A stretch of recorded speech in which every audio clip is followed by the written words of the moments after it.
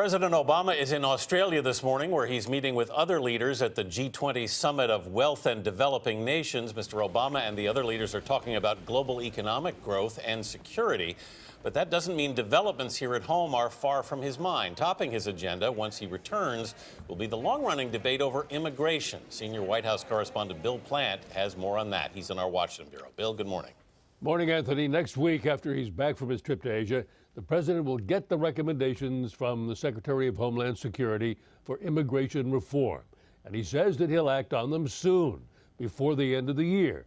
But in typical Washington fashion, the details have been leaked in advance, which gives both those in favor and those against something to argue about. The report recommends allowing the parents of children who are U.S. citizens to remain in the U.S. and receive work permits, about 2.5 million of them if it applies to those who've been here 10 years or more, 3.3 million if the residence requirement is only 5 years. That's a decision the president will have to make. Also recommended, expanding the protection of those who came as children, the so-called dreamers, and extending it to their parents, which would be an estimated additional 1 million plus.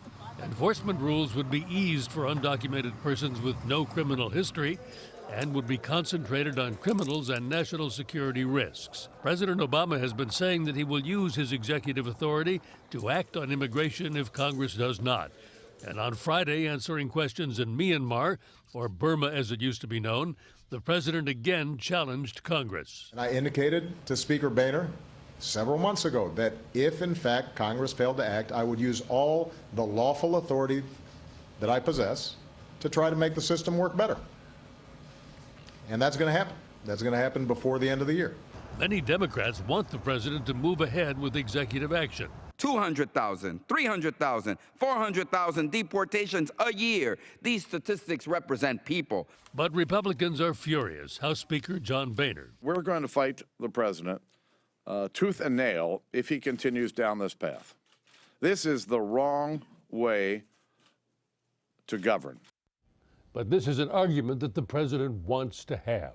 The more Republicans fight back, the more political ammunition Democrats will have to woo the Hispanic vote in 2016.